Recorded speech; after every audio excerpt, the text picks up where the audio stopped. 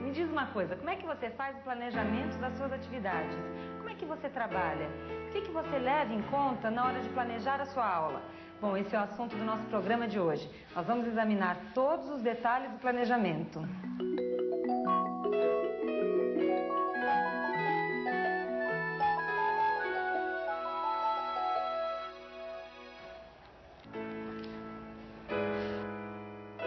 O que faz parte do planejamento de um professor? Pense um pouco. A gente planeja o nosso tempo no horário e no calendário. A gente organiza o espaço da sala e da escola. A gente considera as diferenças entre os alunos. Escolhe os materiais que fazem parte do aprender. Planeja a maneira de fazer a avaliação da turma. Enfim, como a gente vai desenvolver as atividades.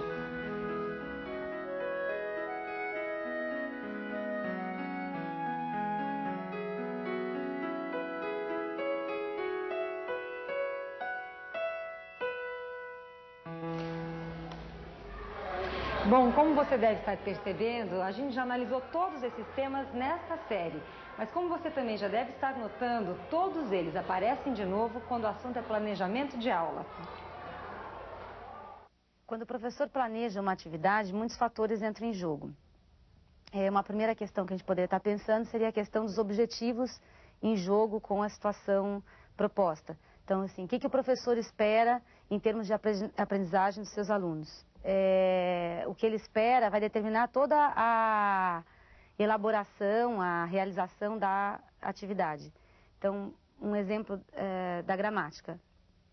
Se o professor espera que os seus alunos saibam definir, por exemplo, substantivos, adjetivos, verbos, pronomes, ele vai organizar a atividade de forma que as crianças possam, no final, dar essa devolutiva para ele em termos de definição do que é um adjetivo, dessas categorias gramaticais. Se ele não espera isso, se ele espera que as crianças saibam usar apenas esses recursos da língua, ele vai organizar de uma outra forma a atividade. Então tem a questão de tempo, de espaço, de materiais também que vão ser utilizados, a organização das crianças. Então uma série de fatores que são decisões que o professor toma para compor uma única aula. Esse momento de preparar a atividade é fundamental. O professor precisa de um tempo para isso.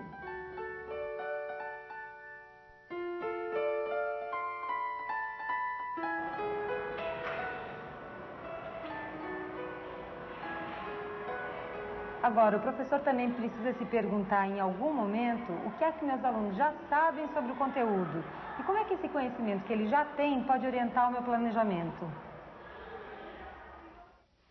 As crianças, diante de qualquer assunto, assuntos que são aqueles tradicionalmente ensinados pela escola ou que não são, que são outras coisas já existentes no mundo, fora da escola, elas têm uma série de ideias, elas têm o que a gente chama de conhecimentos prévios.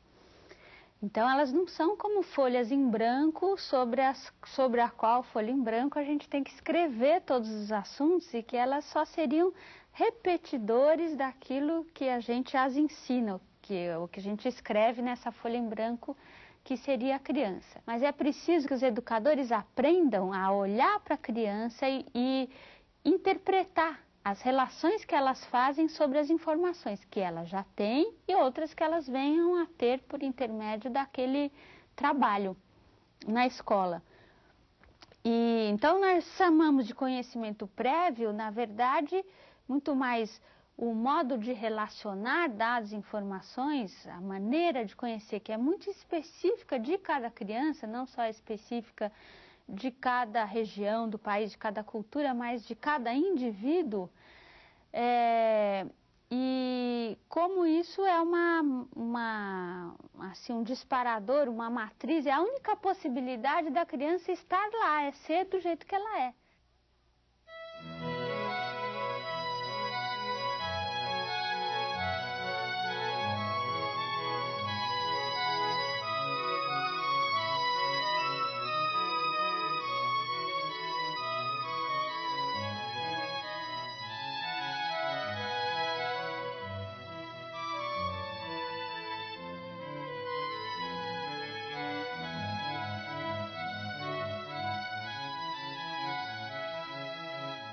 Quando o professor está pensando a sua sala de aula, ele tem sempre que estar pensando que essa aula que ele está dando, e esse planejamento que ele está fazendo, expressa uma concepção de educação que é maior, que ultrapassa ali os muros da sala de aula dele, os paredes da sala de aula, os muros da escola, poderíamos falar.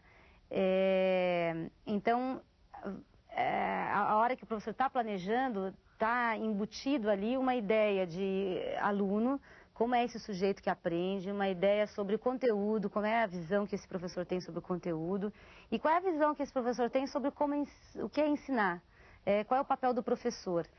Então, isso tudo é num plano, digamos assim, teórico, quer dizer, o professor está planejando e ele está usando todas essas questões que são do âmbito do teórico para pensar uma boa situação de aprendizagem. A hora que ele executa, digamos assim, que seria a parte, então, prática. Então, por isso é tão importante a questão da reflexão. O professor está sempre avaliando, o planejamento tem que ser sempre controlado e ser constantemente reavaliado para buscar essa coerência pedagógica. Quando você planeja alguma coisa e não dá certo, como é que você faz? O que você se pergunta? Quando uma atividade não dá certo, e isso tem relação direta com as crianças, a gente procura discutir com eles. Olha, por que não deu certo? O que será que aconteceu? E a gente pode até retomar essa atividade em um outro momento.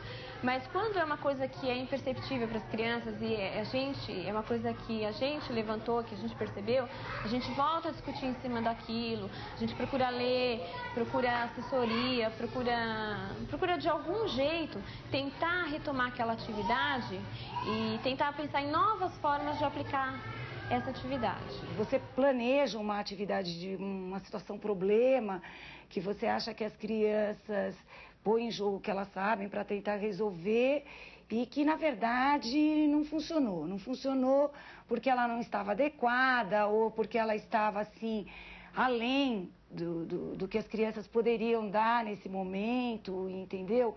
E aí eu reformulo, a gente colocaria, assim, uma atividade que eu julgaria intermediária para chegar naquela que eu estou me propondo, né?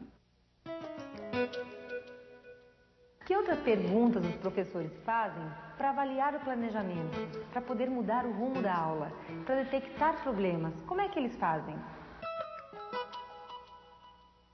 As crianças perguntaram muito, então eu sinto que aquela atividade não foi interessante, não entenderam direito. E o que eu faço é estar revendo o meu papel quanto professor, porque o erro acontece, a gente não acerta sempre. E o professor é passível também de erro. Então, quando eu sinto que essa atividade não deu certo, eu retomo, penso como está fazendo, está trabalhando esse conteúdo de uma outra forma, de uma forma mais significativa, de uma forma mais interessante para as crianças. Essa semana mesmo aconteceu de a gente ter feito uma atividade em sala de aula e não ter dado certo, que era o lançamento do projeto de história, e que nós estaríamos levantando um índice, juntamente com as crianças, do que elas gostariam de estar sabendo sobre o assunto do nosso projeto, e o índice não saiu legal. Então a gente procurou, né, juntamente com outras professoras, a gente procurou estar replanejando isso. Então fizemos uma segunda intervenção, e essa segunda intervenção deu um melhor resultado do que o primeiro.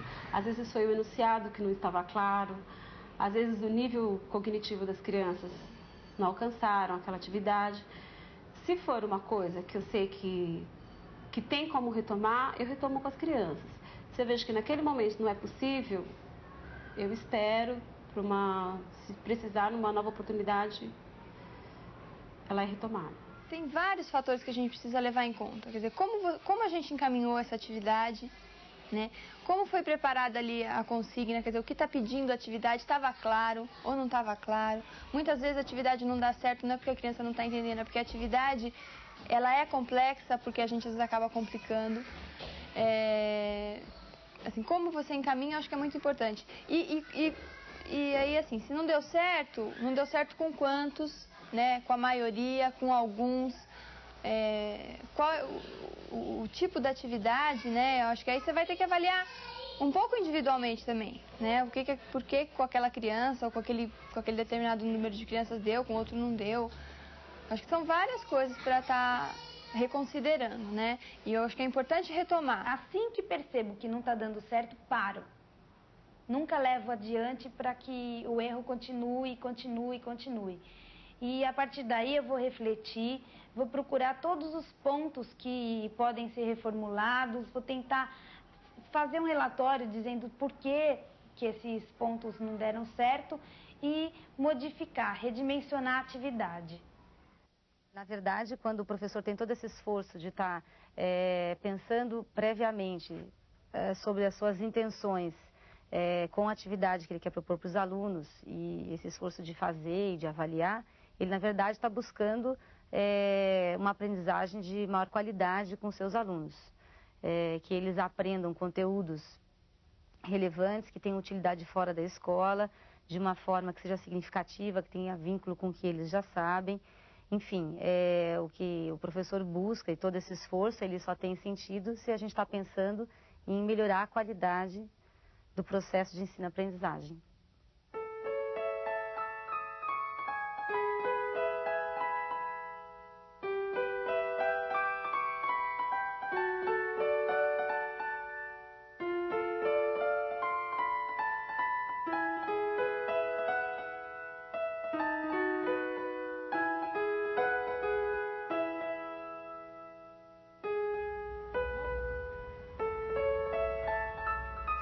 Bom, como a gente pôde ver, o planejamento só ajuda o professor. Ajuda a se organizar, a refletir, a estabelecer metas, a encontrar caminhos mais eficientes para ensinar. E, sobretudo, ajuda o professor a ter sabedoria para se avaliar e reavaliar, para o bem dele e para o bem dos alunos. A Escola em Discussão fica por aqui. Bom trabalho!